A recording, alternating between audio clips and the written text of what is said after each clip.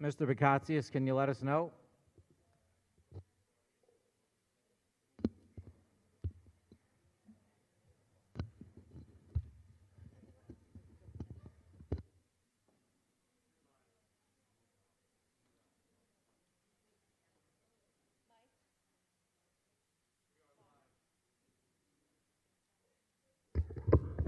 Okay, welcome everyone to the October workshop meeting. We have a little surprise today that actually us on the board members, and all of our members got a little surprise ourselves that we have the one of the choral groups here to sing the national anthem. So we'll start with the pledge like we always do, and then we're going to turn it over to our group here. I pledge allegiance to the flag of the United States of America and to the republic for which it stands, one nation, under God, indivisible, with liberty and justice for all.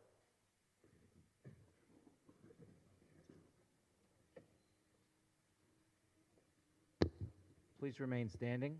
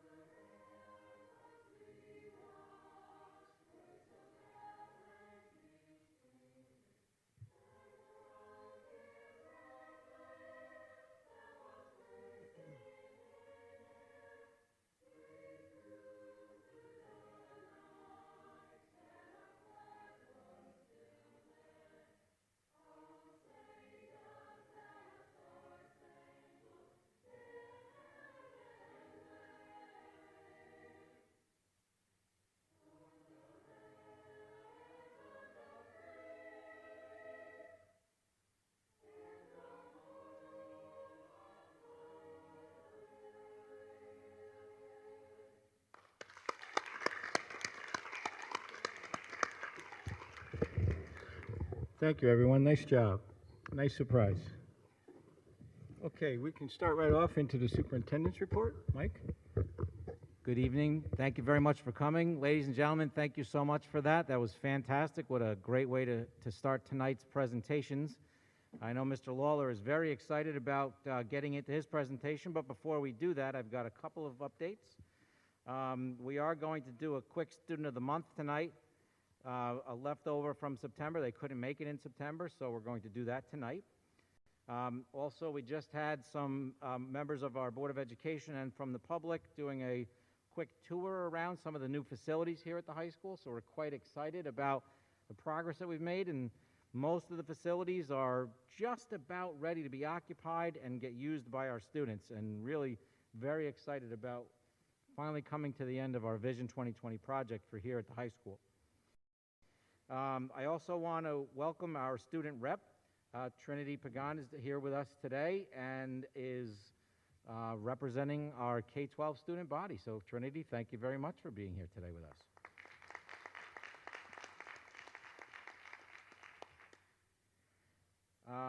Also want to make a quick note.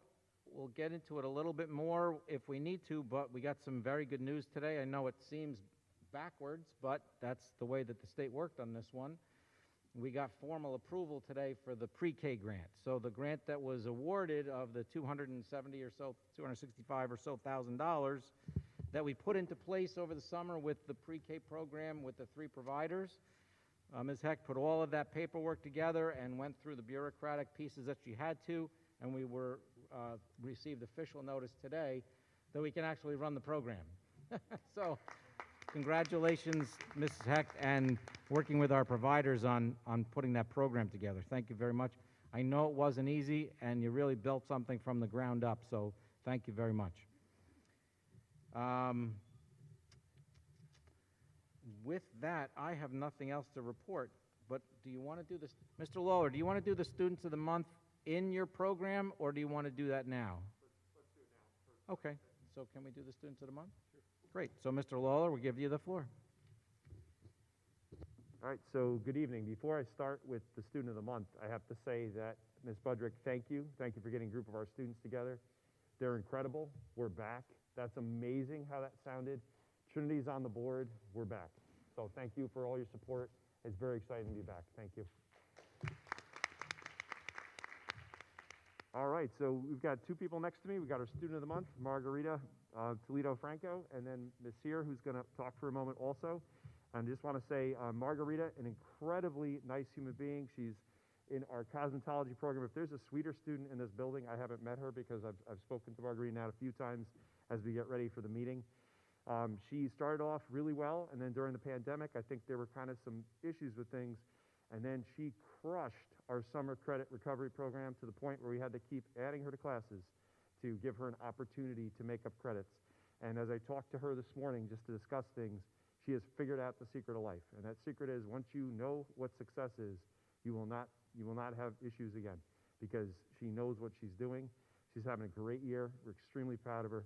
Congratulations.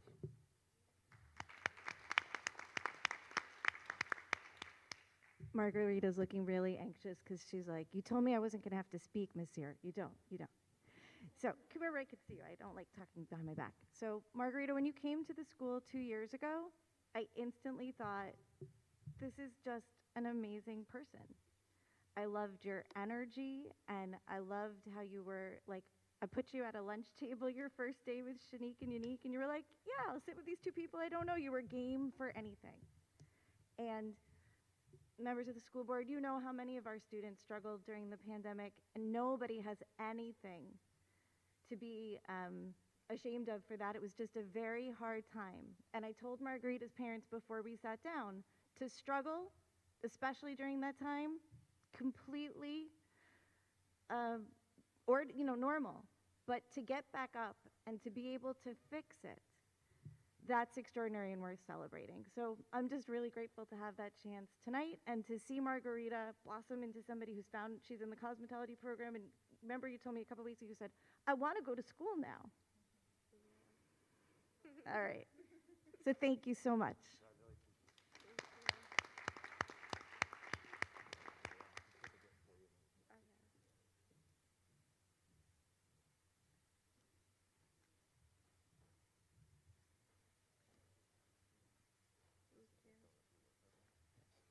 This is a certificate from us, so you have something to remember for all your achievements.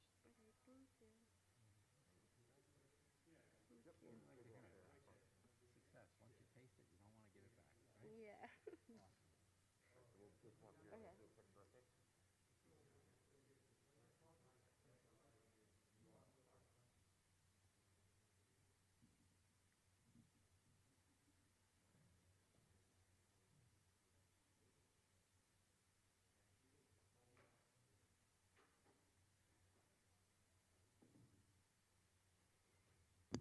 Mom, you could come get a picture if you want to.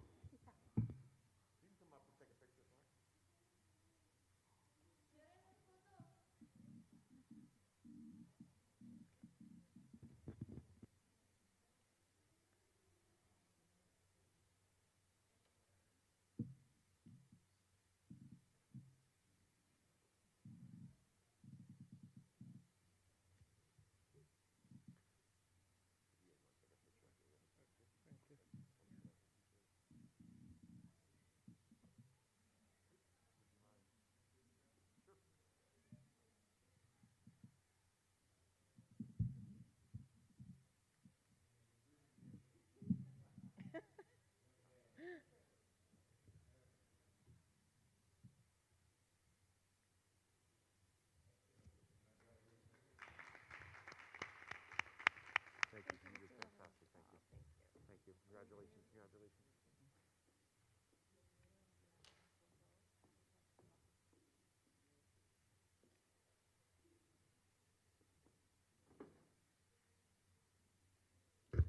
Okay, next on the agenda is Ulster BOCES report and Orange Ulster BOCES report. Karen, anything new to report? Sure.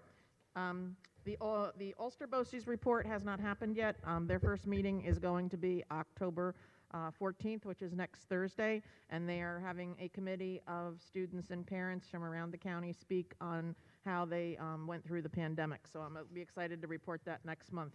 Oxbow and Orange County met. Next meeting is November 3rd. They're having our district attorney, Johan, Pettigrew, Waxman, et al., speaking, and they're going to be talking about social media, misinformation, and TikTok trends, especially the latest trend, which they've defined October with hitting a teacher on TikTok. So, and they'll be talking about the legal consequences with that for the school districts. The presentation last night was about the Alcohol and Drug Abuse Council of Orange County. Wonderful, wonderful presentation. They presented last year as well. The presenter was Mary Alice Kovich. They were talking about prevention, and one of the things that struck me with what she was talking about was in Orange County, schools as early as 3rd grade have problems with vaping, marijuana, alcoholism. So, and most substance abuse actually happens by 5th and 6th grade, they pointed out. So it was interesting. They have many programs that our district takes part in. The big points that they were making were about Teen Intervene and the Stop DWI program. The DWI program they were talking about right now, they were telling us the big program is alive at 25. Currently, 70% of drivers on the road are driving impaired of some sort of impairment. So that was kind of interesting when they pointed that out. The main theme that they're pushing is the teen intervention with schools. What they want to do is they want a unified substance abuse policy in Orange County school districts along with the Teen Intervene and other programs.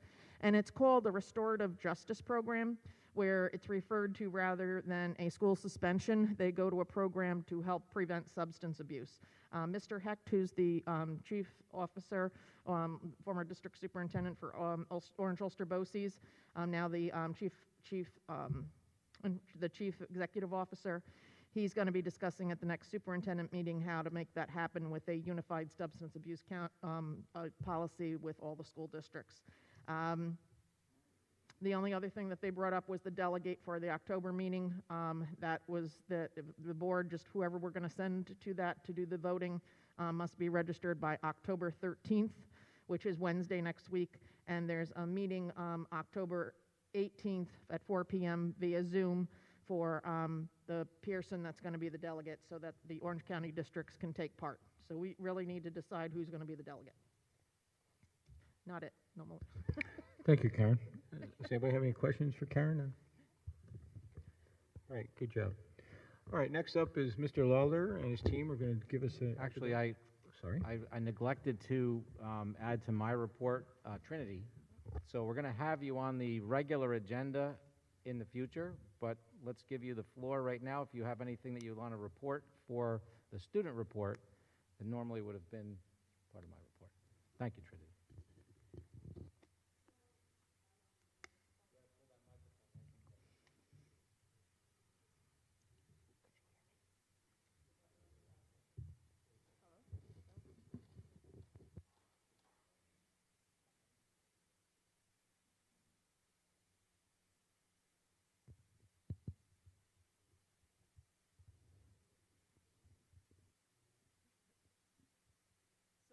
Things that we are excited for is the student ball is something that we never really had, and last year I wanted to do a homecoming or my freshman year, and I was like, we should do one, but unfortunately I was told that we usually don't do those. But our student officers came up with and they are making it happen. And October 1st,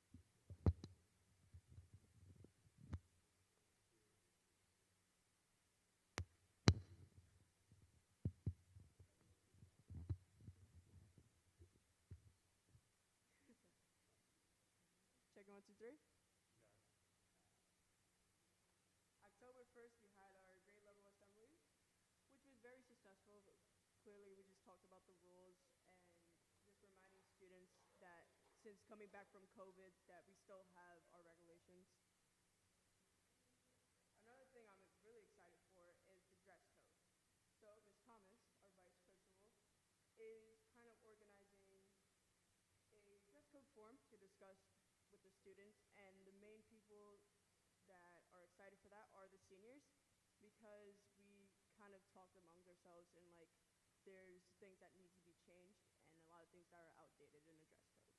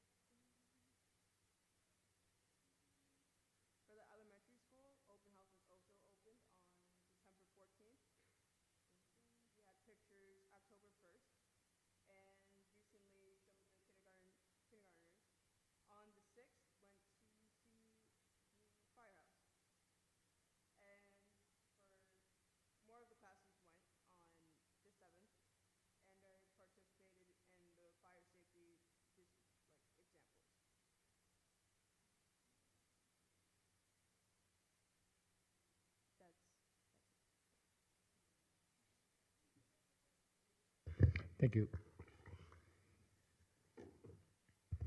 Okay, Mr. Lawler, we're ready for you now. So just to give it a little bit of a little pre-introduction here, 2 years ago, we had continued our tradition of tours through each of the schools. So we kind of did a road show for board meetings. We went to each of the 3 schools for those meetings. During the pandemic year, obviously everything came to a halt. So this actually is another example of our return to regularity. So this is good. We're back in, we're in school, our kids are in school, we're having programs, we're singing at meetings and going on field trips, and kids are experiencing what they should be experiencing in our schools. So, Mr. Lawler, you have the honor of being the first of our 3 principals, because your building is the most complete in the Vision 2020 project. Normally, actually, his presentation is the last because we wait for the data reports that usually don't come until late November or early December. But we flipped that for completeness of the Vision 2020 project. So, Mr. Lawler, without any further ado, you're setting the standard by being the first one today. So, Mrs. Walsh and Mrs. Clinton are paying attention very carefully. So it's all yours. No pressure. So we know why we got picked for first, Mr. Brooks. We appreciate that for sure. We're very excited. We just went on the tour, and I'm going to talk about some of those areas so that everybody can have the benefit of knowing what we're doing. So if I could ask to advance that slide, Mr. Bakatsias. So that is the group of students that came and sang the Star Spangled Banner up on that slide. And then we're going to talk about our enrollment snapshot. So Ms. Thomas is our assistant principal, is going to talk about a number of items, including our enrollment snapshot. So go for it. Good evening, members of the board, as well as community members. It is a pleasure to be here. For those of you who don't know me, this is actually my first true school year here at Marlboro High School. I was hired during the pandemic, so I am going through this journey with our students about reacclimating to norms and just kind of reculturing in terms of just the normal everyday operations of the school setting. So it's been a great start to the school year. It's wonderful to have our students back in the building. And if you were to walk throughout our halls during a normal school day, you would feel the positive energy just radiating, and you would see the quality instruction that is also coming from our classroom. So we're just very excited. So this is a snapshot of who we are. If you look at our total enrollment, we have now 644 students.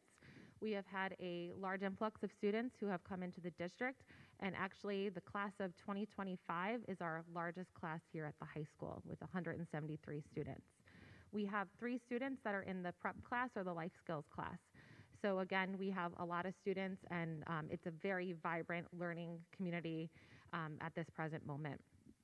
In terms of our breakdown of our student population, 18% of our students have an IEP, which is an individualized education plan, or synonymous with special education. 7% of our students have a 504 plan, and we are currently actually working through our initial meetings and also our new meetings this year. So we'll have that up in motion. 3% of our students are ENL students, or English language learners, and 35% of our students do qualify for free and reduced lunch. With that being said, all students are able to access breakfast and lunch free of charge, which our students are taking advantage of, which is really good to see. And lastly, for CTech, the Career and Technical Academy, we have in total 33 programs that are offered, and the students are certainly taking advantage of them here at Marlboro High School. I greet them in the morning as they're going on their buses, and they're excited because they're invested in a career path or a trade that really interests them. And I see that our students, as they go throughout their program, they really begin to take on the role of whatever trade or vocation that they're learning about. So that's really great to see. We have students that come to us in uniforms, especially our students in the nursing program. They're wearing their scrubs. Our students that are doing law enforcement are wearing security uniforms. So it's really a great coming of age program. What's also wonderful about that is that last year they did go every other day. Now OU BOCES is also back to the 5 days a week. So that's really great for our students for their consistency. You can go to the next slide. Okay, moving on to building goals for this school year. So as a district, we're looking at our goals. We're making objectives for how we are going to get our students back on track academically as well as social emotionally as well. So we have charged all of our departments to come up with department goals. And at their initial meetings last month, they were tasked with collaborative decision making. So I have a few examples just to share, because not only do they have an academic focus, but also behavioral health and social emotional needs of our students are embedded in their goals. So for example, our departments want to identify and fill learning gaps. They want to foster a strong work ethic, and they also want to help students regain the ability to persevere. So again, there is an academic and also social emotional focus. We are so thankful tomorrow for the gift of time. We have professional development after our students are released half day tomorrow. So I just want to thank my colleagues at central office, especially Ms. Hecht, for organizing curriculum development tomorrow. Our various departments have been given a framework for collaboratively reviewing and updating their curriculum maps. So that'll be part of our work tomorrow, which everyone is very excited and looking forward to. With that being said, we also want to ensure that we are informing our practice, that we are aligning our instruction with standards, that would be standards-based instruction, that we are certainly fulfilling and meeting our students' needs, which we have been assessing and evaluating this past month with the help of our support staff, and also that we are preparing our students for Regents exams in June, which at this point in time, we are assuming and we are operating and functioning that they will still be running. With that being said, we are so excited about our school counseling office. It is certainly the epicenter of Marlboro High School.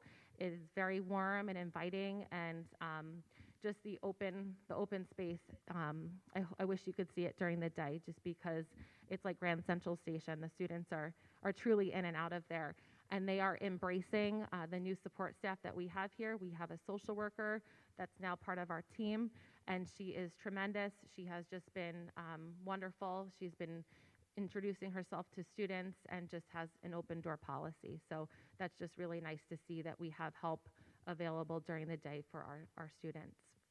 We also have our student assistance counselor and our school counselors that are housed in that space. And lastly, our summer program, we had a great amount of success. As you saw, Margarita really embodies that. But we are in the planning phases for the summer of 2022. We're going to be, in the coming weeks, developing and preparing a proposal for our students and for credit recovery. And that is about it for this slide. Thank you. Thank you, Ms. Thomas. So to talk through a little bit of look at last year's senior class, the graduated class, and then also our current seniors, because it's a good way to look at how our students travel through our program and what they accomplish. So we know about that 94% graduation rate. That's actually an extraordinary number, that we consistently have a very high graduation rate, which this district, put a lot of work into raising that years ago, and we've really kept it where it needs to be. And I always stand in front of you whenever we do these presentations, and my litmus test is, do I feel like we gave students every opportunity to get through? So the number may go up and down a half point, but it always is about that question, and I really do believe in this place we do absolutely everything possible to assist students when someone is not able to meet a graduation standard. It just didn't work out, but it's certainly been every effort that we could possibly put together, and I'm very proud of our work that we do. That is from district office to all of our teachers, especially our teachers who work with seniors, but all of our work, all of our support staff in the building to make that happen. We put an incredible amount of effort into making sure that our students get through and graduate and are ready. But we're going to talk about more than graduation tonight. So you see the breakdown for the different types of diplomas. Diplomas are a little bit different because we had exemptions, so just bear in mind that Regents exams, what New York State essentially did is, if you were in a course that would have led to a Regents, if you passed the course, you got credit for passing the Regents. So it still is the coursework that leads to those advanced diplomas. We just don't have Regents results. There were only 4 Regents last year, and they were optional. So there's going to be a phase-in process. We don't know exactly what the state may or may not give us by the end of the year in terms of exemptions moving forward. Whatever it is, we'll roll with it, and I'm sure we will find success, as we always do, working with our students. In terms of talking about the quality of education that we provide, this is actually very important. We've got 82 students from last year's graduating class. Keep in mind, it was a very small class, 127 graduates. 82 of them completed college credits or AP courses in the high school setting. That's extraordinary because many people know that students enter 9th grade, and some students are in maybe honors or accelerated classes. It's actually a smaller number. But what you need to know is by the time they leave our school, we've got 82 of them, 65%, that are taking either a college or an AP course. In addition to that, and it's really a bookend, 24 of our students last year completed the CTEC program and received an industry work credential. So you look at what a capstone means when you leave the high school. You are either entering the workforce because you have a credential, or trade school because you're specifically in a program that leads to that trade school, or you have the coursework that's already proving that you can do the work at the next level if you're going on to college. That's really extraordinary, and that's the heart and soul of our school. The numbers are going to go up and down in little areas. When you look actually at the class of 2022, for example, we have actually a higher percentage of students attending CTEC this year, and you see the percentage of students taking a college or AP class is down just a touch, and that's again because sometimes there's a relationship there. If students are spending 6 periods at CTEC getting an industry standard, it's difficult for them to be in some of those courses back in the school. So that is kind of a snapshot of how our students leave and exit. And so in spite of the pandemic, we have continued to offer quality and to make sure that our students are getting what they need so that they're ready for the next step in their lives. Summer credit recovery. Thank you, Mr. Lawler. So this past summer, in conjunction with Marlboro Middle School, we ran a summer credit recovery program. I just want to first and foremost thank our administrative intern who's here with us tonight, Ms. Andrea Schoonmaker. She was part of our leadership team, and she helped us spearhead this program, which was really instrumental because it really helped some students get solid footing and really get the support they needed in order to re-enter the school year this year. So we are so excited about our successes, and we'd like to celebrate them tonight. There were 48 students who earned credit. There were 66 total earned credits, and students earned 1 or more credits. So that is wonderful. Our students came 3 days a week. They were here for 3 hours a day. They came here eager to learn, and they worked through a platform or program known as GradPoint on their Chromebooks. They had one-on-one support from their classroom teacher. They were assigned a teacher of record, and it was just so nice to have our students with us. And again, seeing that resilience, seeing them overcome adversity, seeing their determination to improve and do better, those are the things that we saw each and every day as part of this program. So we're so proud of our students for committing, for coming, and it really helped them prepare for the school year that we're currently in. With that being said, I'm sorry, let's go back one. Thank you. So we did have 4 teachers, which represented 4 different content areas, so that way our students could have specialized support. And this was a 4-week program. However, we did work with some students, given that there were some constraints with scheduling. So it did actually go beyond on a case-by-case basis. Our students worked both in person and also at home. They were transported to our school on buses, and they were provided with meals. So again, it was just so nice to have them here, and it was just wonderful to give them an opportunity to be successful. Thank you.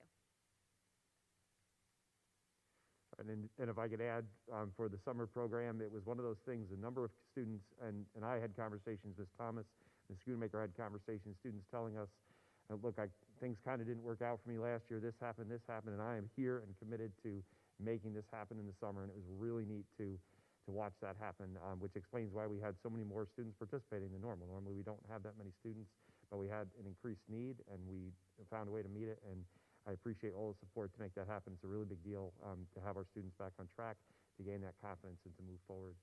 So Vision 2020, we did tour the building, so everybody here on the stage has seen these spaces.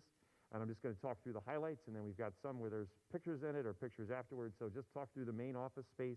We have an enhanced security entrance. which you can see, and it's actually a beautiful entrance, and you have nice line of sight into the office areas. It's an improved workspace. It's an improved welcoming area for everybody in there. School counseling, it's a suite now where everyone who helps students is able to be in one place. As Ms. Thomas said, it is a vibrant part of our school where students are now found working on, whether they're working on a puzzle waiting for an application or for help, or if they're just coming in to get assistance and need to have a comfortable place to sit down for a few minutes, they're able to do that as they wait. So it's a fantastic area. In the cafeteria, there's improved airflow in the serving area and a new access door to the outside snack shack that has worked very well, so we're very happy with that. They're still working on the new grab-and-go quick service station that's going to be in the corner near kind of the side entrance as we go in. The multi-purpose room, we did take a look back there as well, and I did share with a number of people on the tour that that space is going to be used for guest speakers where we want to put larger groups of students together. It's going to be used for if we have a dedicated need during the day and need to have a space available, it'll have flexible furniture where we can change the nature of that space. It'll also be used by our athletic programs after school so that they have a good meeting space to prepare, have meetings for all of our teams. So we're very pleased with that room as well.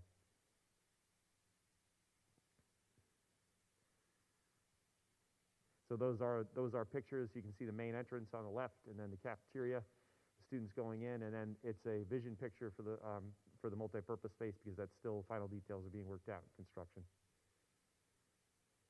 So to talk through our track, turf field, fitness center, athletic director, and trainer, we have a new office for the athletic director, a new office for our trainer, a new fitness center. Those are kind of combined spaces all in one area. There's also an improved entrance and exit for teams. Which is a big deal when you worry about, security and events and how students come into a place. That makes myself and Ms. O'Donnell nervous about how certain things happen. We've got ourselves in a good space with how everybody comes in and out and in a safe location, and we're in good space. The trainer, dramatic enhancement to the space where she can, Trainer Meg has supplies that can be in one room. She's going to have a number of tables. Some of the furniture is there. Some is coming in to have dedicated taping stations and also icing stations so that more than one student can be helped in the space.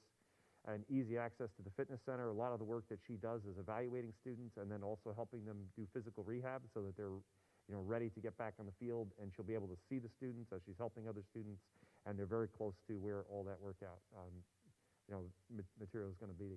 In terms of the field, and the track outside, you've seen games probably, most of you, on the field at this point. It's incredible. We're very proud and happy with the space. I have to thank Ms. O'Donnell, who put a number of design features on the field. She knew exactly what she was doing. It is beautiful. It came out right. And Ms. O'Donnell, anything that I have ever questioned, you are right. Let me just say that right here publicly. You get it right every single time. So nice job. It's well done. A new office for Ms. O'Donnell, and we're very happy that we have that. So technology, we did show the technology lab. There's actually a group in there tonight. There's furniture coming in. So we will have two spaces, two different types of technology. That will be a PC lab that's going to be built in that space that's called Room 5 down the hallway. And so that's going to be a PC lab that leads for computer programming for students. Students design apps. Students use a program called AutoCAD, which is actually a PC-based program that helps them do design. So all of that is going to be supported by our new technology and equipment in there. The STEM lab is work that we're going to do internally upstairs on the second floor. That was not actually part of the tour, but that will be done later in the fall as we finish through our construction projects. Will support our engineering and robotics program that will be part of our second floor operations. In terms of the art suite, that was kind of a wow factor, I think, as we went through that. There are now 3 dedicated spaces. The first space as you walk in on the right-hand side is going to be a Mac lab, and that's going to support all of our photo classes and advanced photo classes, a lot of digital design. That's all going to be supported in that space with a Mac lab. And then in addition to that, our video production classes from technology will be scheduled into that space so that they can also take advantage of top-line technology in the video world. And then we move to the ceramic space, which is in that middle room. That's going to be the messy room, so to speak, where students get to work with clay and to create things, and then we'll fire all of that in the kiln. And then next to that is our 2D space, where we're going to have all the drawing and painting and AP portfolio and those kind of things are going to be done in that 2D space. So there now are spaces with a purpose instead of just rooms next to each other that really aren't designated. So it's really incredible, and I want to thank you for that. The nurse's office, we saw that as well. We have 2 exam spaces now. We have space for medicine and supply storage, easy access to the main entrance and office. Just as we go through situations with students, it's so clear that not only is the space well designed and in the right place, but it lets us handle a couple of things at once, which was actually one of our issues before. So now we're able to do that. And I appreciate, again, that this has been done. It's incredible because I've been here a few years now, and to just see the transformation, it's absolutely incredible. I'm so grateful. It's beyond my wildest dreams of how our school is looking right now. So thank you. All right, next up we have Ms. O'Donnell who's going to talk about our swim program proposal.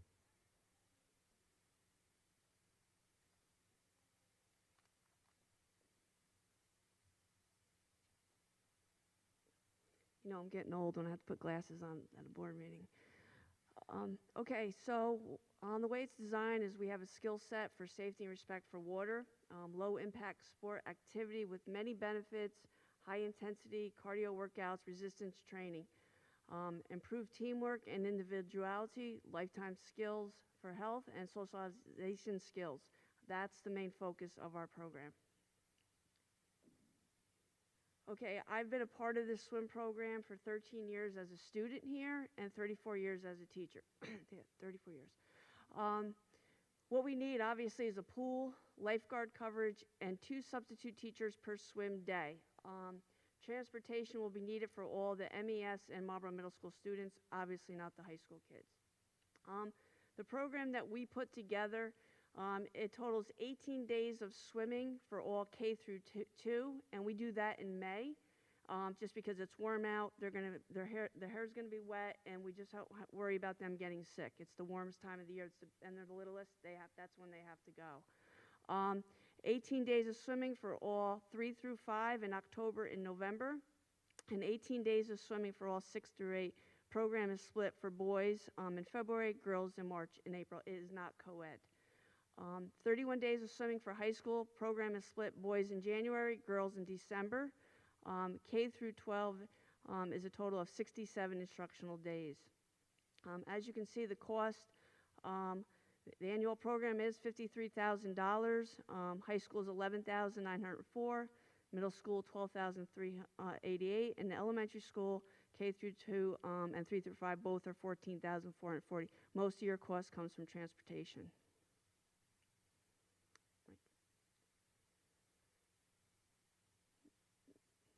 And that's it for this one. Thank you for that. Can we ask a few questions? I have a question on the swim program. Is that happening within the school day? Yes. Yes. So how does that fit timing-wise? Did Is you it say end of school or during? during school is what I It's said. during the school. So how does that get figured into the day in the schedule, especially for the other schools? And Okay, the younger schools, what the elementary school teachers will do, will go with a schedule. It's in a block schedule. It might be like an hour and a half, hour and 15 minutes for a class to come up. Then as soon as they get off the bus, another class comes in, and we could run probably 4 classes a day. And what about the high school? Is that a dedicated period, or is that after High school, they do, like for example, if I have a first period gym class, we're ready to go. I'm there by 7:15 in the morning, especially the girls. They want to get in early, get what they have to do done so they can do their hair. But like a second period class, they're getting down there, they get in the pool, they do what they have to do, we get them out, and if we need to give them a late pass, we do, but usually we don't. Okay. Anybody else have any questions I for do. anyone? I don't even know if I'm on. First of all, I just want to thank all of you. This is an outstanding proposal. It's an awesome snapshot as to what has been going on for our students since they came back to school. I have a son who goes here. He's in 9th grade, and now by going on the tour with all of you and hearing your report, I can understand why my son is excited. Actually, being a boy in 9th grade, you know, you don't get a lot from him, but he's excited to get here every day.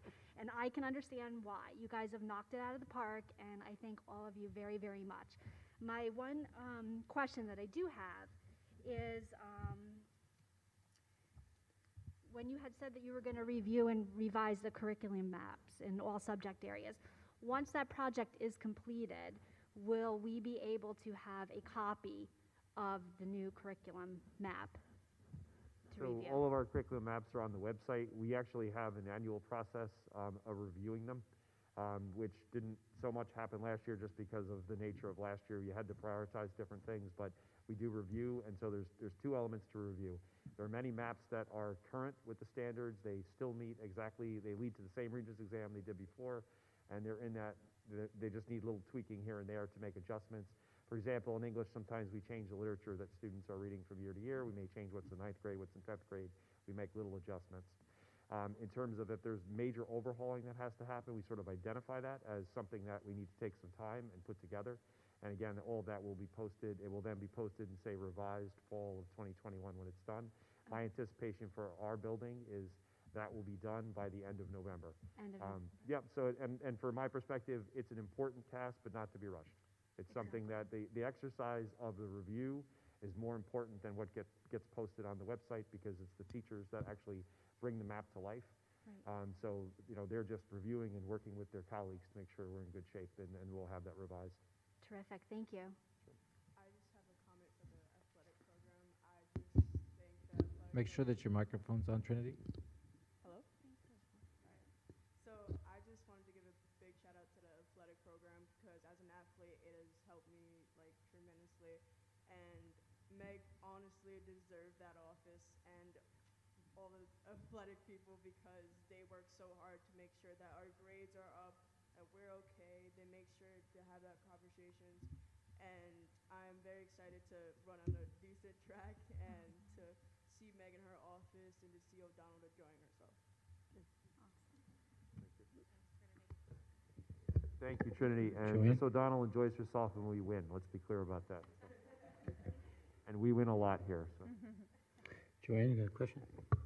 Mine is not so much a question, but just I want to say thank you for bringing back the swim program, because through the years, the kids have really enjoyed it, and it was a start of getting some of them to learn how to swim. And I do have to thank Mrs. O'Donnell for that and doing this right now. So it's a positive note, and I'm glad we're doing it and we're back to going swimming with all the grades from elementary there. It's back up to the high school. Thank you. So I do want to clarify, as we sit today, we do not have the swim program in place for K through 8. What you have in front of you would be the program that we could do. So ultimately, this group would have to consider this proposal and decide yay or nay. And if it's a yay, it's our administrative task then to figure out how we find that money from an existing budget.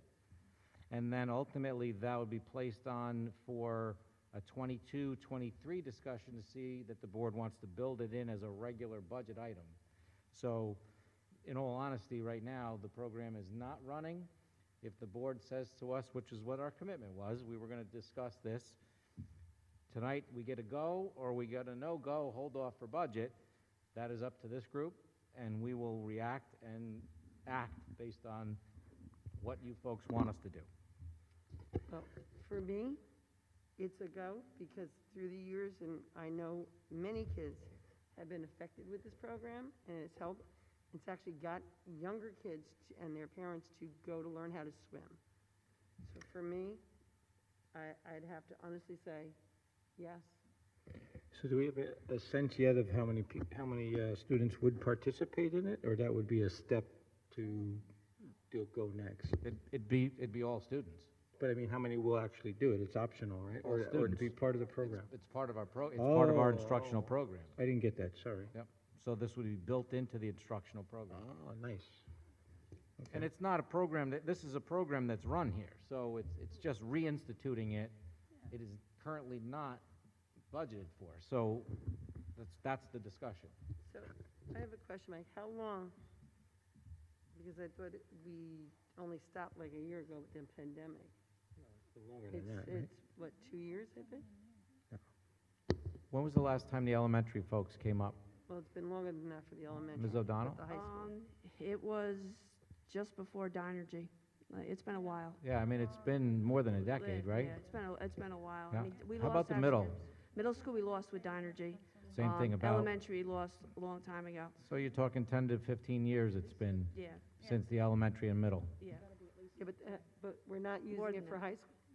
High school has been back to swimming. We have picked up our swim program at the high school. Yeah, I knew the high school was still good. Okay. I'm sorry, I did not hear you, Mrs. O'Donnell. You said it's been in the high school? It's been in the high school, yes. Thank you.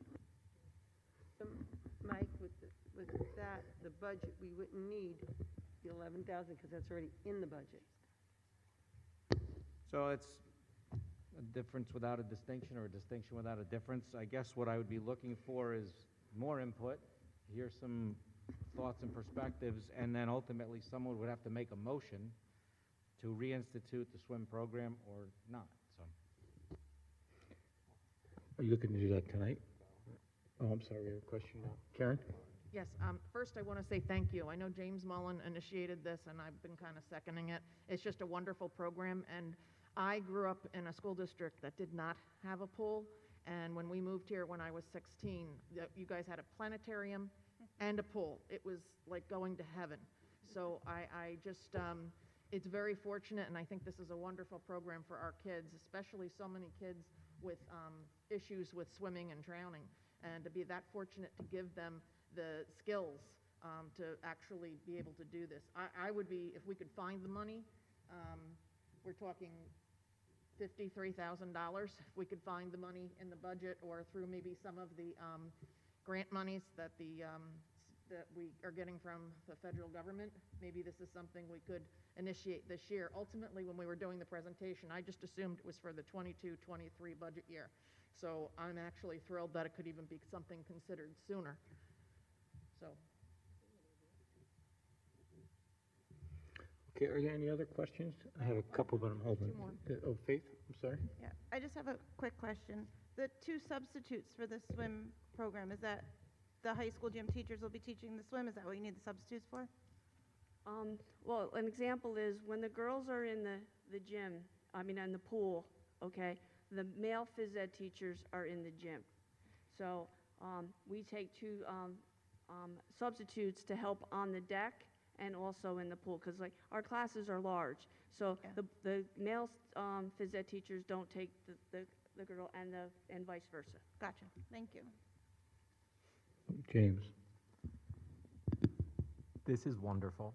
I couldn't be more excited, as Karen said, to have the opportunity to get this into this year's budget. 2 questions, and just semantics, really, I guess it would be. What type of program are we following? Obviously, it's a safety around water type program. What have we used in the past? What we do is we do basic aquatics. We, like K through 2, some of these kids, it's the first time they're in the water. So what we do is the high school kids help us, the high school staff helps the elementary school staff, and we try to, the best we can, to have a one-on-one. We start very basic with the kids, blowing bubbles, getting acclimated. And then we teach them, on your back, on your front. We even have some high school kids that are afraid of. So, I would happily volunteer. The YMCA has a safety around water program that has curriculum sheets written out. I would happily volunteer to come if you wanted help in getting the high schoolers trained up in it. Anything you needed, please don't hesitate to reach out, because I have a plethora of just data and information for this specific type of program, and I would happily help out any way I can for that. thank you, I appreciate that. Second, with the high schoolers, is it possible, and I don't know, to get one of our gym teachers trained through the Red Cross as a lifeguard instructor for those swimmers who are a little bit stronger, not just beginner swimmers, to have this, I know Cornwall does it, Washingtonville does it, where they can choose an elective of swimming to become a lifeguard. The certificate actually only costs about $40. It's all of the time that goes into it. Is that something we can look at doing? We currently have someone on staff that does that. Even better. Our middle school phys ed teacher and swim coach is certified to teach lifeguarding. Amanda Griffin. She's wonderful. So that's just, I think, a great opportunity to also give us the lifeguards we may need. So. Anyone else before I go? Wait a minute, we have to do some discussion on that, but I just have a couple other questions. So, John, with the fitness center, how does that get integrated into the regular daily physical education classes? And is there anything different or new about what we're going to do at the new center versus what you might have been doing all along with the weight room? Well, we're going to be a lot more stricter about, kids changing, going in there. We're going to run it just like a gym. Like, there's going to be a lot of stipulations. A lot more training because we're going to have a lot more equipment than we've had in the past. Luckily for us, we usually have 2 phys ed teachers on at a time. One is going to be in the fitness center, one is going to be in the gym. So is students expected to spend some time in there as like part of the curriculum, or is it more if they want to go in and then there's the supervision that you just described? We want to start like a lead up program so that someday in life when they, we all get older and, things start moving, they're going to know what they're doing. So we're going to teach them the basic routines of lifting and, cardio. And is that different than what you would have done in the past before the new one, or is just maybe expansion of it? We were limited. We didn't have the cardio equipment, so we worked with them mostly on on the track. But this is going to be a lot different for them. Great. We're very fortunate, like with the high school staff, especially with that we all know how to work out, so we could take dumbbells and teach, like the females, like what to do with a dumbbell, just as good as it would be on a machine. But now we actually have the machines to, they get a little bit of everything. Nice. I also have a question on the summer program. I'm wondering if you, being that this is somewhat new, I know you've had those programs in the past, but what's new is the impact of last year and then going ahead. Do you have any type of follow-up measurements or ways to try to understand the effectiveness of how it's actually helped the students that have chosen to take it or maybe absolutely had to take it in some cases? I mean, I know you have a range probably, but. Right, so we have always had during school year credit recovery program, and we've always had some type of a summer program. The difference this year was the number of students that needed a summer program and that we were able to accommodate was just a higher number. In terms of are we tracking those students? Yes, we are. And I have to say that's actually the biggest argument for credit recovery is a confidence that students get when they have completed something that they may have struggled with in the past. We find that it kind of changes the nature of their belief in themselves. And that's also true as students age and they become juniors and seniors and they find themselves in career and technical academy programs and they find themselves in college and high school setting courses and are really pushing themselves in electives, even if it's not at that level. We find that they get a confidence and it helps them really get off to a good start and actually finish up and make sure that they're in good shape in high school. Good. Thank you. I just have Mrs. O'Donnell, you had said that Can you some of speak in the microphone too? It is on. No, get close. Oh, sorry. You had said that there's large classes, and with the new fitness, and I know you said there's guidelines. So what happens when, say, I don't know, you have 60 kids because you got 2 gym teachers, and everybody wants to go? How do you divide them up? Or, I mean, is there a limit to the fitness center, the new fitness center? Maybe we can work to some of that offline, because that kind of gets into some student scheduling that we haven't fully worked out yet. The fitness center isn't open yet. So it's a development area that is coming, and that is one of the things that they're working through as the equipment starts to arrive and the fitness center fully realizes what it's going to be. It's an exciting area, really building a fitness for life program, and that's a TBD. That was one of the questions.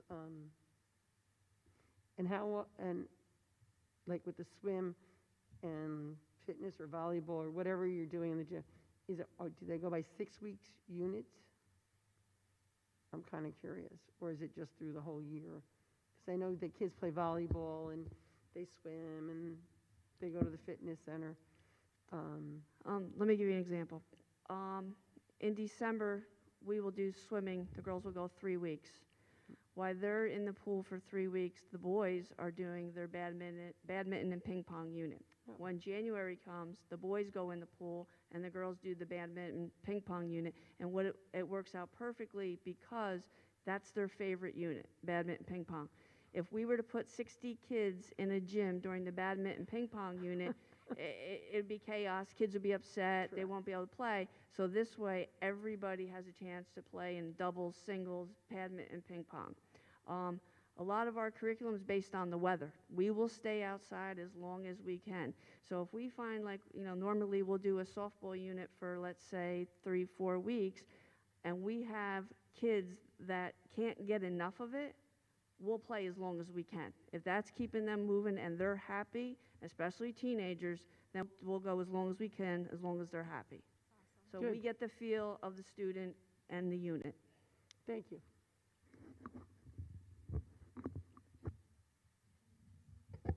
Okay, anybody else?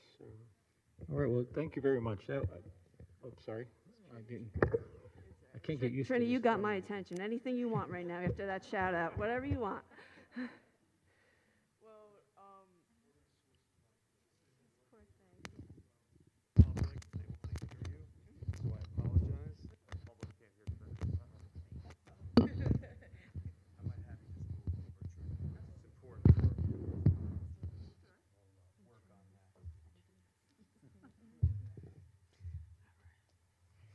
Excuse me. Is this better? Yes. Sounds better. So the students, as one of the students, is a great way to connect. I don't even know. It's just amazing words, honestly, that I gotten from the gym, and I enjoyed myself in the gym since like 9th grade. And it gave me a lot of confidence as for some reason, one of the only girls in the class that would participate, but but it's just great. And being able to do what I love, and even sports that I had never even heard of, I'm participating. And that's what. Thank you. Are there any more questions? Okay, I'd like to suggest that if we are going to think about a motion tonight, we do it in new business, and so we get through the calendar, or get through the agenda, and then we can, at that point, would be a good stopping point, I think, to open that up, because there should be some discussion there, I'd imagine. Okay? Thank you all again. Great presentation. Very informative to me. Thank you, Mr. Lawler. Thank you, Ms. Thomas. Thank you. Thank you for your support. And Mrs. Heck, thank you for pulling it all together. And Ms. O'Donnell, thank you very much. Okay, so we are at the point of the agenda where we'll ask if there's anybody that would like to make a public comment on agenda items. If so, please come up to the microphone, offer your name, and if you're a resident of Marlboro School District. Any public comment on agenda items? Okay, then we'll move to the consent agenda. Recommended action. Resolved that the Board of Education, upon the recommendation of the Superintendent of Schools, approves the contracts, agreements, and reports as presented. Personnel recommendations, donations, CPSE report. Can I have a motion, please? Joanne? Second it. Karen? Any discussion? No? Okay, let's have a roll call. Let's start with you, Faith, please. Yes. Karen? Yes. Michael? Yes. Joanne? Trish? Yes. And James? Yes. And yes for me. I would just like to introduce a staff member we just added. So we just added Mr. Stephen Fowler, who is taking over for someone who is moving on to a different part of the state, actually. Mr. Stephen Fowler is from Beacon, New York. He has certifications in English Language Arts 7 through 12. He did his undergraduate work at Ithaca College with a bachelor's in writing and a minor in French. And his graduate degree was at Mercy College with a master's in English. So, Stephen, welcome to Marlboro.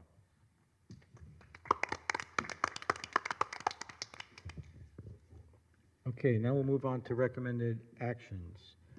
first one is for lead evaluators. Resolved that the Board of Education, upon the recommendation of the Superintendent of Schools, acknowledge the administrators who completed the OU BOCES Lead Evaluator Principles Recertification course for the 2021 to 2022 school year as presented.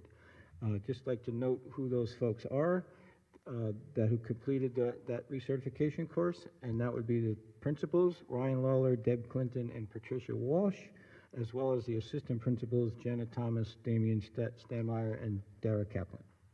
Can I have a motion, please? Trish? Yes. Second? Karen? Any discussion? Okay. Sorry. Can you just explain, so the public will know exactly what the lead evaluators are for? So for the board's purposes, the APPR, Annual Professional Performance Review, is required evaluation of our principals and also of our teachers. And in order to be an evaluator, you have to go through a course that Ms. Heck coordinates through a local agency, usually it's BOCES. And once the principals and assistant principals and other administrators finish that, they get certified as lead evaluators. Karen? Yeah, I just have a question. Didn't Ms. Hecht also complete it, or is her name on there because she coordinated it? We just want to recognize you. I'm sorry, Robin, yes. And I looked like the header to me. Yes, Ms. Robin Heck also completed this, sorry. So any other discussion? No? Okay, Trish. We're gonna make a vote. Faith. Yeah. Oh, sorry, Faith, I do this every once Yes. a meeting, I have to do this, so that's out now, I'm done. Sorry, Trish. Go ahead, Faith, I'm sorry. Yes. Karen? Yes. Mike? Yes. Yes. Joanne? Yes. James? Yes. And yes, myself. Okay, next one is a book approval for everyone, quote, for everyone, unquote. Recommended action. Resolved that the Board of Education, upon the recommendation of the Superintendent of Schools, approve the book for everyone for the 11th grade classes at the Marlboro High School as presented. Can I have a motion? Faith. Second? Karen. I just want to make any discussion?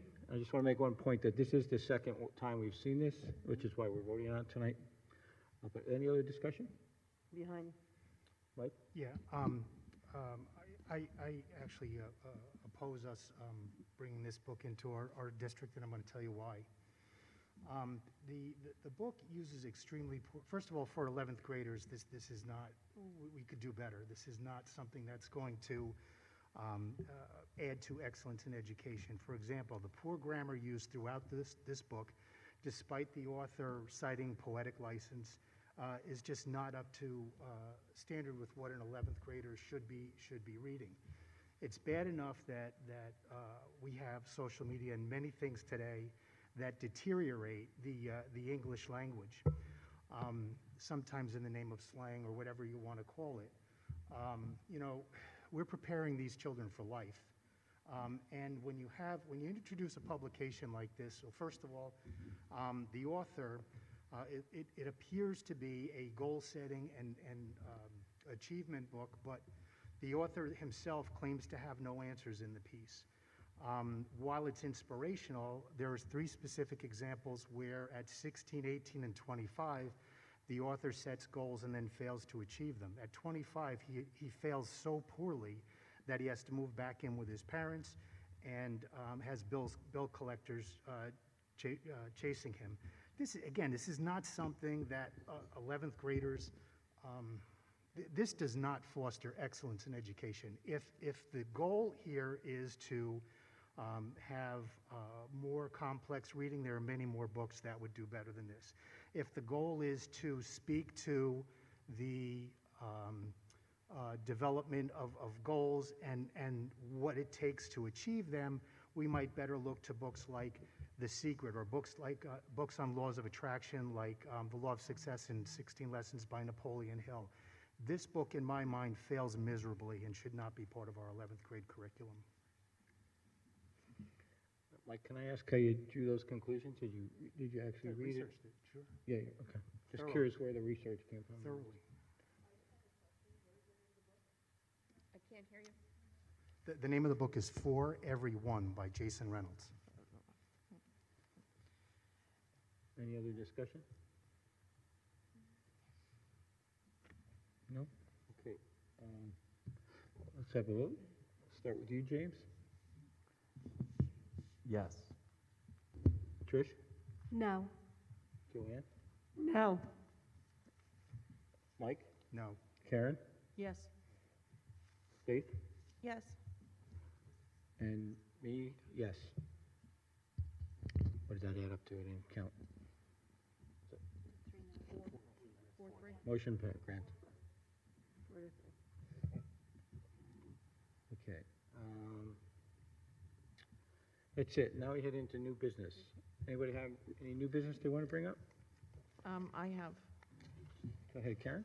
Yes, I just wanted to bring up that we received a flyer about the trunk or treat, but also at the same time, Meet Me in Marlboro is doing a trick or treat, and that flyer, Sheila Manisi is sending to the superintendent. So that'll go out, and that's going to take place between 10 and 4.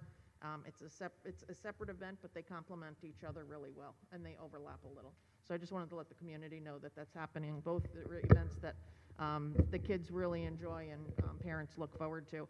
And it's taking place on, both of them are on Saturday the 30th, not Sunday the 31st. Thank you, Karen. Trish. I just wanted to provide a friendly reminder to everyone that our wonderful Marlboro Faculty Association will be sponsoring tomorrow night at Mary Jane's, the Pinktacular, I think they're calling it, right? Yep. So it's tomorrow, October 8th. The rain date is Monday, October 11th. And as we all know, it's a fundraising event to benefit community members in our area currently going through cancer-related illnesses. It says stop in anytime from 5 to 8 p.m. and just enjoy. Thank you. Thank you. James. I would like to make a motion to reestablish the swim program as proposed by the high school admins and the athletic director. I'd like to second. Okay. Any discussion? Mike has a question. Yes, Mike. On the swim program, I hate to be the dissenter all night tonight, but I certainly think that this is a great endeavor. Having a complete comprehensive swim program is certainly a benefit to our community and may actually wind up saving lives someday. My concern with voting on it tonight is, it's like, passing a law before reading it. We don't know where the money's going to come from. We don't know whether or not we actually have room to appropriate that money this year. I'm all for it, believe me. But I think that it should be tabled one meeting until we have a chance to look at the money and see how we're going to pay for it. As a board member, we are entrusted with the safety of our community, but we're also entrusted with the finances of our community as well. We're the single largest economic player in this community. The decisions we make impact everybody in our community, their pocketbooks.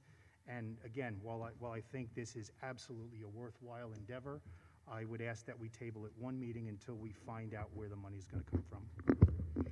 Karen?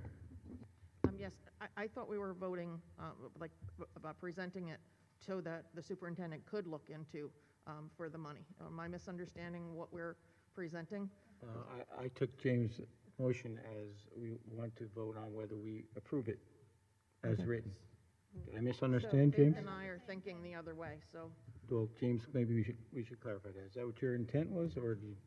My intent was to reestablish it as of tonight, and we can figure out the money from the money that we received from the federal government. I know there is some ambiguity in that money, and I know we have it appropriated, but we have the ability to reappropriate some of that. Okay. And if we can get it established this year, I know of at least 2 different grant programs that we can start using. Once the program is established, it's a lot easier to receive this grant money, which could ultimately end up offsetting the cost of running this program in the district. So my intent was to reestablish the program. And who seconded it? Karen? Did you?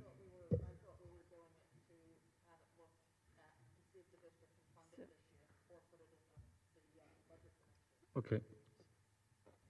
Joanne? So I have a question. James, do you know how much the grant money is? Depends on the grant, but the USA Swimming Grant offers specific money based on each child and the cost that can be associated with transportation. It is a fairly easy grant to write, and you put forward all of your costs, and then they award the grants accordingly. So New York City utilizes this grant and gets upwards of $100,000 to $200,000, depending on each individual school, to help offset the cost of the busing and the actual cost of running the program. I can't guarantee that we would get it, but we would know in time for budget season next year if we were, and we can make a decision at that point if we were going to continue it. So can we maybe table this for now and find out, Mike, can you do a little research for us? Well, that's what we're about how much discussing now. and where we could get the money from? So I would suggest that if the board's intention through vote, again, there's a motion on the table. If the board's intention is for us to move forward, we would begin moving forward with the program with the motion that's on the table. It would be our administrative challenge to figure out where does that money come from. Mr. Connors is correct. There are limits to what we can do extra budget. So this is an item that would be outside the bounds of our current budget. The way that I want you to understand how I would approach that is we would look for non-local funds to backfill this program as far as the expenditure, especially this year, whether we can build it into the federal grant or come up with some creative ways to deal with existing grants or certainly pursue other grants that are out there, that's to be determined. But it would be our charge to figure out how can we make this happen this year with having minimal impact. And I just want to make sure the board's aware, we are in the first week of October, and we do have fund balance, but we have to be very cautious because I know of expenses that will be coming and will be presented to this board that are unforeseeable but necessary. So there are limits to how many things we can add outside of the regular budget process. With that being said, whatever the board tells me to do is what we're going to do. Okay. And at a $53,000 cost with the potential that we can find some alternative ways to fund that don't hit the local budget, I'm relatively confident that we could do that. I don't have a written plan for you right now, but it's part of the magic of budget management throughout the whole school year to figure out how we can minimally impact. But please understand, this would have to be part of the regular budget deliberations for 22-23, so it survives the budget process or not and becomes part of our regular program. Fitting programs in during the course of a school year after a budget's been adopted has limits. So And let me just answer your question, Joanne, though. You asked a question. can I finish? But I want to answer the first question first. For far as a point of order, just so everybody's clear, there's a motion on the table to vote on this to move ahead today. There's also another discussion point about possibly making a motion to table this. If we want to table this or we want to have that discussion, someone could raise a motion to table it. If we have a second motion, then we would vote to table it. If that goes in favor, then we would table it. If it doesn't go in favor, then we would go back to the original motion to vote on whether we want to move forward. So that's a matter of procedure. I just want everybody to understand. And we can do either or. It just takes another motion, right? So can we still have our discussion here? Yeah. Because Mike is saying it's 53,000. Well, the high school already gets it, it's actually around $43,000 that we need to run the program for this year. We did get federal grant money, so my challenge here would be, can we find out where we can come up with the $43,000? Do we have it? Can we do it? And let's get it done before we vote on it and find out, like Mike said, is where's the money? We have a fiduciary responsibility to the community. And again, we seem to be excited about the program, and I am one that's definitely excited. But again, we're putting the cart before the horse. Let's find out where we can get the money to make this happen now. And that's definitely an option, and we haven't asked Mike what he's So- even thinking, if he has a specific idea now, or other than what he just told us, which is probably, what he's gonna tell us again. But, So, but, do you want me? James, I dislike us continually pushing things down the road. Mike is telling us he's relatively confident that we can come up with $43,000 in our current budget.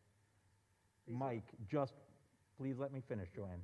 There's normally, how much of our budget goes towards our food that is currently being covered by the federal government?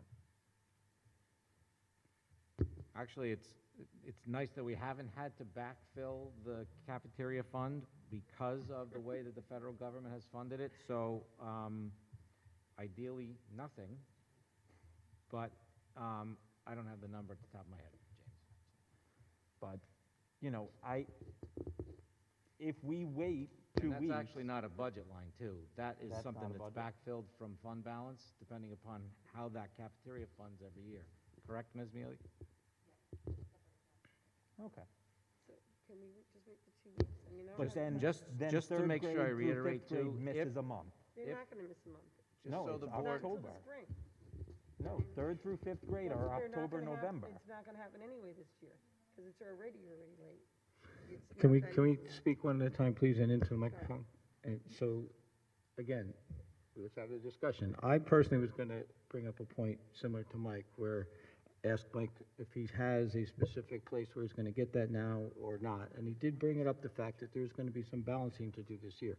Personally, I'm in favor of it. I asked some of the questions I asked because I don't, probably the last time we had a swim program here in the school, my kids were born, so I have no idea that we had all that at some point. And I also remember through the years struggling to get swim lessons anywhere in the town, and they did have them in the school pool here with some volunteers, people who tend to be teachers and instructors. Then they finally got the Devilfish, which is a commercial program. So there's definitely been a void in Marlboro for years for any kind of organized program, and this as a part of the school curriculum is very interesting for me. I want to make it happen. I kind of lean towards a little better understanding of not just where the money's going to come from, but what some of these things might be coming down the road if Mike has some specifics that can go with that. But that's where I stand at the moment. Karen? I just want to add, it's almost impossible right now locally to find swim lessons for kids. I've been looking for my own daughter because she enjoys swimming, and we've been giving her swim lessons since she was 2 years old. And right now, since the pandemic, you cannot get them. There was some at Marist, but it was only during the summer. But right now, if you look in the fall, it's very, very hard to find. And I'm sure James can tell us where they're at, but they're very hard to find. And you have to travel pretty far to get to them. But it's only for 18 days. It's not, you're not going to be able to swim in 18 days. A normal swim program is 8 days. Exactly. 8 days to teach a child how to swim? A Right. normal swim program a parent will pay for And how is long is that? 8 days. And it's 30-minute $150. lessons I'd like to to 45-minute lessons. to get clarity on where we stand on whether we want to delay it till the next meeting. Does anybody like to make a motion to table this at the moment? We Joanne? already have a motion on the table, don't You we gotta have get- to yeah, you finish I that just, one? as I said, for a point of order, if there's anyone who wants to set a motion to table this to the next meeting, that would take a second motion. If we don't pass that, then we would fall back to the original motion. That's the way it works. I'll make a motion to table it for the next meeting. Okay, thank So you. we can get Anybody more s- information. Okay, anybody second it? Mike? Any discussion on that? Further discussion on tabling it? Okay, let's take a vote. James? No. Trish? No. Joanne? Yes. Mike? Yes. Karen? No. Faith? Yes. And I'm a yes. I think I'd like to see Mike, Mike, if we can just get a little better specifics next week, and I think we should all come prepared to potentially vote on I'm sure we'll get another motion to do that. I personally, I just want to make it clear, I am very much in favor of making it work. I just, Mike said he can. sorry? Mike said he can. So I know Well, he can, but yeah, he we, also said there's a- I think we have a responsibility of looking at it a little closer. I'm not one to throw something on the table and just immediately vote and then talk about it later. It's not that I don't trust Mike. I just think some facts and figures with a little more preparation would be good. Gives us the time to think about it, and that's why I voted, and I'm not the only one. So, motion passed, so we table this till the next meeting, and we'll put it on the agenda. I think in general, it's a good thing. There was a lot of favorable comments here. I just think it's a matter of how, not if. Sure. Was the intention with this slide, was the intention for it to start this year or for it to start next year? As soon as we. It was really, that is the next year, I question in thought. front of the board. The question in front of the board, the commitment we made was to present what a program could be. The debate and discussion is, does it start now? Right. Or does it become part of the 22-23 budget? So I'm prepared to react to wherever the board takes us. We will be fully prepared to talk about how we would fund this or not at the next meeting. So I'll look, as I said, going into that preparation for a slide next week.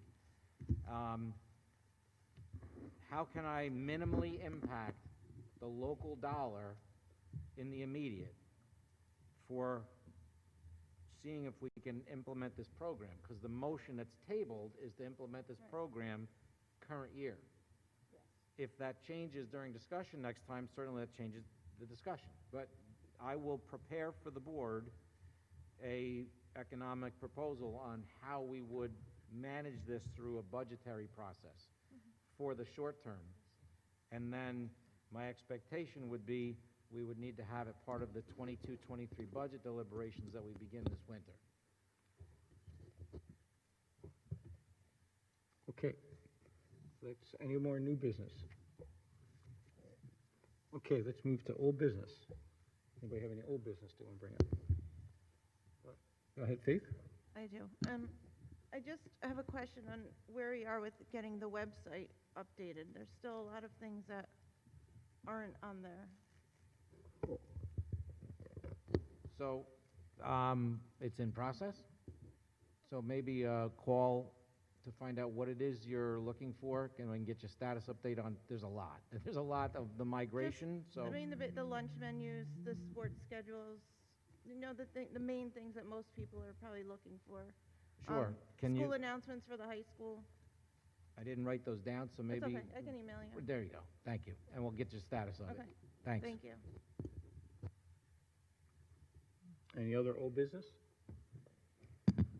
James. Just with the website, something I was going to bring up, but since it was already brought up, is it possible to have the letter day bright and bold when you look at each school's specific webpage? So for the elementary school or the middle school, letting the parents know once they get up there, hey, it's an A day, a B day, to help us plan better. We'll take a look at it. Sorry, Ron? We did add it today. Oh, you added it today? Well, you can tell it's work in progress, and I guess you can definitely be specific, And I but in think general, the question The was when lunch someone. menus might be under the word dining. It's a lot different from, Was it just daily, but not like the menu like people are used to seeing?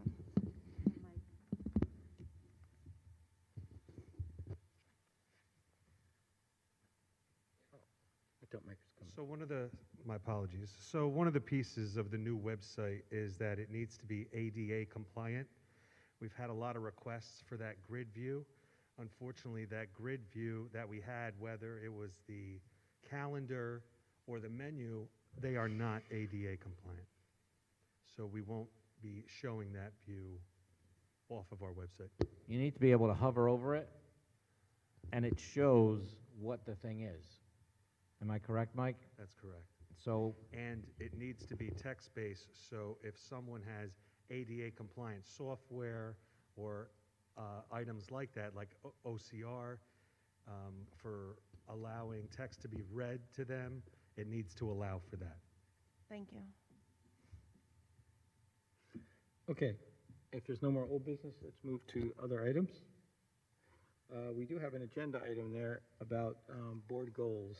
Now, we had some discussion in our earlier meetings about this, and lots of good conversation about wanting to take a look at them, possibly revamp them, trying to make them measurable, meaningful, and so forth. So what I distribute to you all a little bit of history, and I went as far back as I've been on the board, 2017, 2018. So just to give you a little history of what you saw is that year, 2018, we did put a lot of time, and the board did at the time, to generate a vision statement and 6 goals to support that vision statement. And there's some detail in there, quite a bit. The following year, we basically took those same 6 and added 2 more to 2019-2020 school year, and that brought it to 8.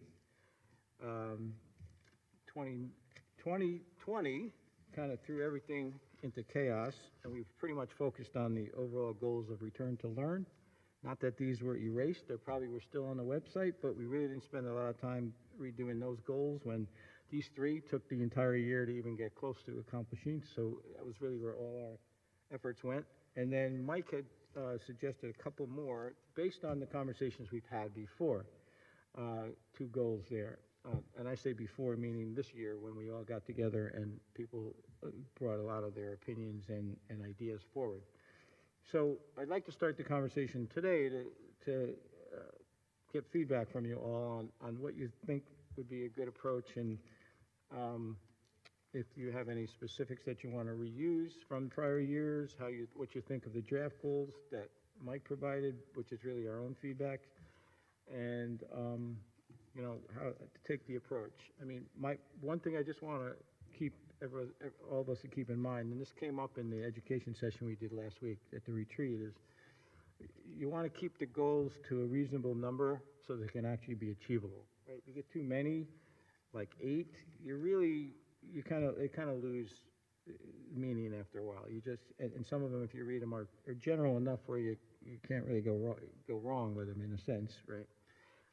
But it's just just a statement. It's not, I'm not giving any dictate or anything like that, but just something to keep in mind. It might be good to keep it to a small number and make sure we focus on the priorities that the board wants to focus on this year.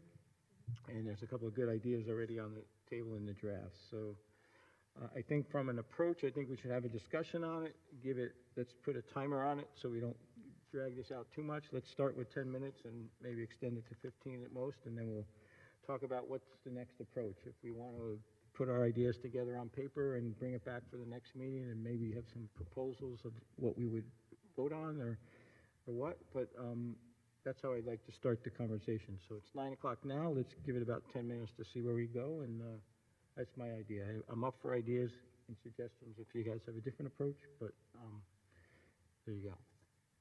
So anybody else want to start? Karen, please. I really think we should keep it to 3 goals. You said 3? Yeah, 3, and that are measurable. Use the SMART goals: smart, measurable, meaningful, accountable. I would agree, actually. 3 goals, SMART goals. Everybody know it? Anybody else have anything they'd like to bring up? Suggestions? Any comments on the goals in front of us? If you think we should just reuse some of these and put them in our 3. Can you read them by chance? Sure. Well, don't know if I want to read all of them, but let me start with the new ones that were proposed as a summary of what we were telling Mike. Um, goal, goal number 1, monitor, understand, and influence the impact of large parcel tax paying and pilot entities within the Marlboro Central School District and how changes to these parcels will impact the district in the short and long term. That's goal number 1. Goal number 2, expand the ways the Board of Education recognizes students, staff, faculty, families, and citizens who support the educational purpose of the Marlboro School District. Those are drafts of 2021 to 2022. Do you want me to read the rest, or? Yeah. I mean, have you read them? Have you guys had a chance to read them? Yeah, I gave them to you, there's 4 of them, and 2 of them are almost the same. One has 8, one has 6.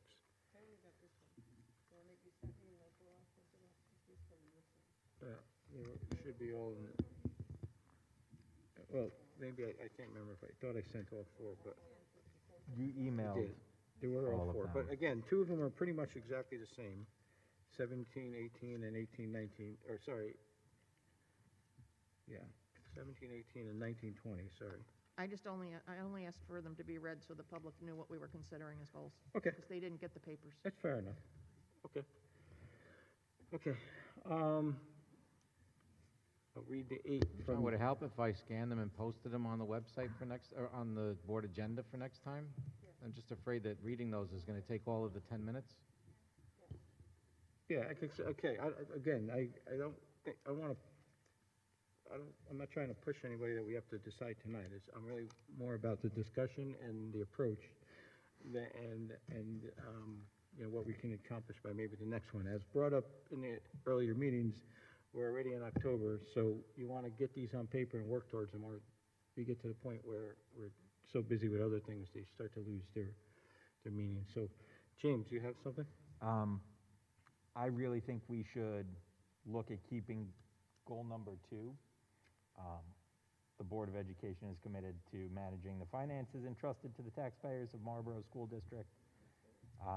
That full goal is a SMART goal. It's easy for us to keep track of and make sure that we are doing our job with the admin team. I think that's a really strongly written goal. I'd also propose something along the lines of the district will develop, communicate, and implement all policies and programs within an adequate timeline. While programs and policies are being developed, updates are communicated with the public. Jim, can I ask which one you're reading from and which I numbers? just wrote that, so I can send that out, but that's something I'd like us Oh, to they're new ones. Oh, sorry, I didn't recognize that. look at and see if that's something measurable and something we can be on board with. Okay, absolutely, we can definitely do that. I'd also like to see something on instruction and programs where we offer our students more options and programs to meet. I mean, these are really difficult times that they're going through right now, and give them as many options as possible to pass, succeed, and So programs goal that'll help them 4, in life. Karen. Yeah, let me read that one to you, Karen. This was one of the prior ones. I think this might fall in line with that, and you know, rewording is always an option too, but support a K through 12 structure with program options at all levels that have the pathways and supports which allow students to graduate with the most advanced degree possible, with a rich array of courses on their transcript and the highest GPA/class rank attainable for each student. I have an idea that maybe we can do moving forward with this. I know we want to keep it limited today. But before the next meeting, maybe we have all of the goals listed out and each of us individually rank them and then try to put them together in that ranking order and decide how many of those goals we want to keep for the year. Again, I agree, too many goals, it's not beneficial. So Yeah, and it's maybe quite if we the- can look at doing that and come into next meeting with everyone having the list of goals we have ranked and find common ground amongst all 8 of us, to Yeah. figure out what we're going to move forward with this year. I like that idea. I have to tell you, all these papers are overwhelming to me, especially this one with the 6 goals on it. And they are good, but they're not, I don't think they're SMART goals. None of these would be qualify to me as a SMART goal. Fine. Usually there's percentages in a SMART goal, there's Yep. what you're trying to meet, where you're at, where you want to go. And it's nice to get the highest GPA, but at this point, I want to see kids being able to be successful individuals in lifelong learning and successful individuals in society. So what we're trying to do is prevent them from being the kid at 25 in that book that we just approved. So that's where I'm at with this. I don't really think that highest GPA is, I mean, it's nice. I like to think of that, but right now I'd like to give some of these kids life skills and support for where they need to go after this year of what we're seeing with regression, and many districts are seeing kids that are falling behind almost a year in academics nationwide. I'd like to see stuff where we can get these kids back to where they need to be, and I think that's more realistic goals, and I think that's what our kids need and what our parents need. Okay, very good. Here's what to your point, Jim, and Karen's point, I think I'd like to suggest this. I can very easily edit these into probably 2 pages, because 2 of these are basically almost the same, right? Maybe 2, maybe 1 page. As I'll call it the inventory, right? If you all have anything extra you'd like to add that's not, in the same realm of these, send them to me, I'll add it to it.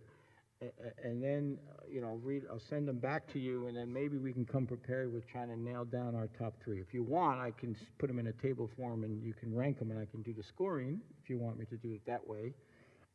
If that's too restrictive, we can talk about it, but I think for a conversation, you probably want to have some rigor around it so we don't wander, right? Does that sound like an idea? I'll volunteer to do all the editing, and I have them all on my computer at home anyways, since that's why I picked these, because they're the only ones I had. By the way, they were all on the webpage at one point in time. So it's not like these were hidden on my hard drive. These were always published on the website, usually under the Board of Education, or sometimes I've seen it under like the main page in the past, but we're different now. So okay, so I'll take that action, and we'll put it up again on the agenda, probably the same place, other items, and if you all can come prepared for that. Sounds like we got some homework to do between that and preparing for the discussion on the swim proposal. Should be good. All right, any other items? Yep, we've got a minute to spare. Any other items? Okay. Before we adjourn, oh, sorry. Yes. I'd like to now move to recognition of district residents. If anyone out there would like to speak, please approach the microphone, give us your name, and if you're a resident of Marlboro School District. Frank Milazzo, Milton. I won't be at the next meeting, so I'm going to talk about the swim thing tonight, so that I give my 2 cents. As soon as it was posted on the website, the presentation from the high school, all that information was there, what their presentation, so none of it was new tonight. We've had several days to review that and see that, all that information.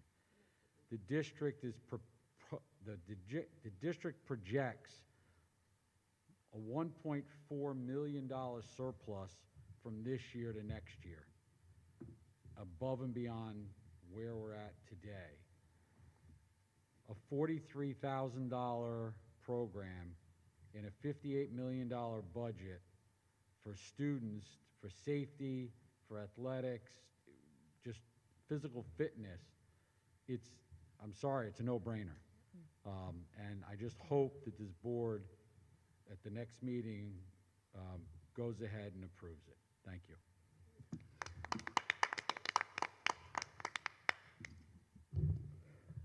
Anyone else like to make comment? All right. Trinity. Oh, Trinity, sorry. I can't get used to looking down here. Keep trying to look out. It's all right. The only comment that I have, I think there should be some allowance of a vote from a student rep to actually, only for like student, like worries and things that have to do with the students, I think or the student rep should be able to vote. It's a great concept, Trinity. The purpose of, but it's not allowed under the law because it has to be an elected person. The trustees are elected individuals, but the board wants you here to give input, so your voice to the discussion. Unfortunately, when we have our meetings here, it's an awkward dialogue format. So, and some of us have PTSD from being on this stage all last year with some challenging situations. So normally we'd only be here for one meeting. But when we're down at Milton, we typically have it organized in a different way. And quite honestly, if we're here in the future, maybe we don't want to have it in this room because it's not conducive to dialogue. We're physically so far separated, can't even see each other. But I know that this board wants your input. And we want to make sure that we formulate our own decisions with Trinity in mind, not Trinity small t, Trinity big T, because Trinity represents K-12. And your input and voice is important, so thank you for reminding us on that. Absolutely. So we do have a reason to go into an exec today after this meeting to deal with the private student matter. So can I have a motion to go into exec? Mike? Second? Faith? Any discussion? All in favor? Aye. Anybody opposed? Okay. There won't be any action afterwards, so I want to let everyone know that.